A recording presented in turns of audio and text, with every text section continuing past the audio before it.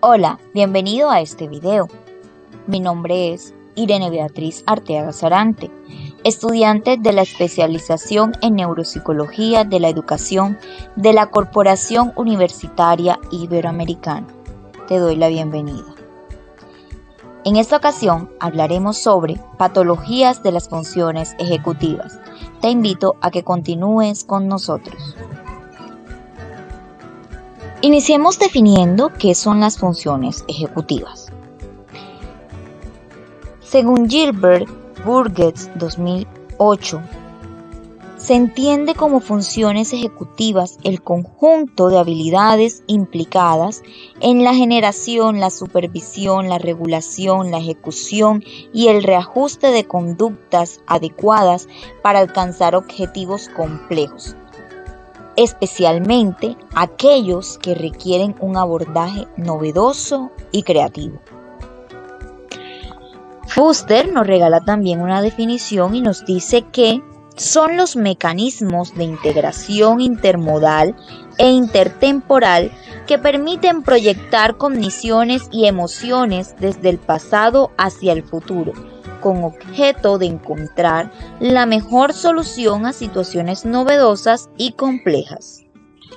Los tipos de funciones ejecutivas son organización, planificación y categorización, pensamiento estructurado, flexibilidad, inhibición, razonamiento perceptivo y memoria de trabajo. Para ir entrando en materia, hablemos sobre el concepto de corteza prefrontal. El concepto de corteza prefrontal procede de las observaciones de Clinton y Jersey de los lóbulos frontales de diferentes especies de mamíferos. Estos autores pudieron comprobar que los lóbulos frontales recibían proyecciones del núcleo dorsomedial del tálamo. La corteza prefrontal puede dividirse anatómicamente en tres grandes regiones: la corteza prefrontal dorsolateral, la corteza prefrontal orbital y la corteza cingulare anterior. Hablemos entonces de las patologías del córtex frontal. Aunque el lóbulo frontal se ha relacionado con las funciones superiores desde la Grecia y la Roma clásica, no fue hasta principios del siglo XVIII cuando se describió la relación íntima existente entre los lóbulos frontales y las funciones cognitivas superiores. El córtex frontal es la región donde las funciones cognitivas están menos lateralizadas. Si bien los aspectos de planificación, categorización, razonamiento, que implican lenguaje, están más relacionados con el funcionamiento del córtex frontal izquierdo, otras funciones se observan alteradas independientemente de la localización derecha o izquierda de la lesión. Los síntomas que pueden observarse tras lesiones en los lóbulos frontales son muy variados e incluyen tanto aspectos estrictamente cognitivos, como la planificación, secuenciación, atención, como aspectos comportamentales, de personalidad, motivacionales y emocionales. La presencia de un tipo u otro de síntomas, así como la gravedad de esto, va a depender de la localización, la extensión y la alteración de la lesión. Córtex dorsolateral y las funciones ejecutivas. Una de las funciones principales de la corteza dorsolateral es la de propiciar la interacción inicial entre la información sensorial que recibe de las áreas cerebrales posteriores y la información procedente del sistema límbico y del corte paralímbico. Esta interacción supone un feedback permanente entre la información sensorial y la emocional, o entre las sensaciones y el humor, lo que explica, por ejemplo, el hecho de que las emociones influyan directamente en nuestro aprendizaje, o a la inversa, la manera como las percepciones modifican nuestros estados de ánimo. Para Fuster, la función fundamental del córtex prefrontal es la de organizar temporalmente las acciones que están dirigidas a alcanzar una meta, bien se trate de una meta biológica o cognitiva, movimientos corporales, oculares, conducta emocional, rendimiento intelectual, habla o razonamiento. El córtex dorsolateral actúa como mediador de una cantidad de estímulos que se reciben de forma independiente y que coinciden en el tiempo con la finalidad de organizar la conducta para un fin determinado.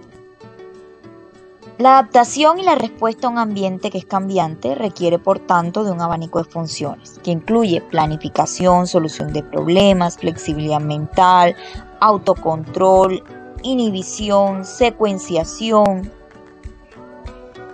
Los pacientes con lesiones en la corteza frontal dorsolateral pueden presentar alteradas una o varias de estas funciones que denominamos ejecutivas.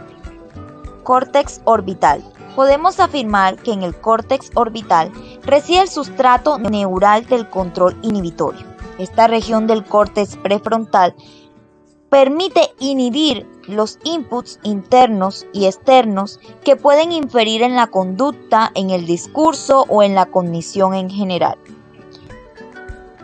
Para Damasio, 1994, el papel inhibitorio del córtex orbitofrontal se extiende al control emocional. Este autor considera que los cambios de conducta que se producen tras una lesión en el córtex orbital reflejan una imposibilidad de implicar el procesamiento de las emociones en las respuestas a situaciones complejas. Las influencias emocionales actuarían a través de señales, y cuando uno contempla diferentes opciones para una acción determinada, el córtex orbital añade también el conocimiento relacionado con los sentimientos o emociones que hemos experimentado en situaciones previas. Esta información emocional es relevante para seleccionar acciones en función de si resultan más óptimas. Córtex singular. Se trata de zonas íntimamente conectadas con el sistema límbico que integran las proyecciones que provienen de este con la información elaborada en el resto de la corteza prefrontal. Las lesiones en esta región prefrontal causan trastornos en la motivación, mutismo, conductas de imitación y de utilización, alteración en la capacidad para realizar respuestas evitativas y en general poca capacidad de respuesta. Síndrome frontal. El síndrome frontal es un concepto muy amplio que abarca el conjunto de síntomas cognitivos y o conductuales que se observan tras lesiones en el córtex frontal. Los comportamientos y las alteraciones después de una lesión frontal suelen ser variados, desde los pacientes que se muestran irresponsables, acelerados, faltos de juicio moral y jocosos, hasta los pacientes sin iniciativa, desmotivados, a los que no les interesa nada del entorno. Fuster utilizó los términos síndrome dorsolateral, orbital o singular anterior para diferenciar el conjunto de síntomas que se observan. Síndrome dorsolateral o disejecutivo.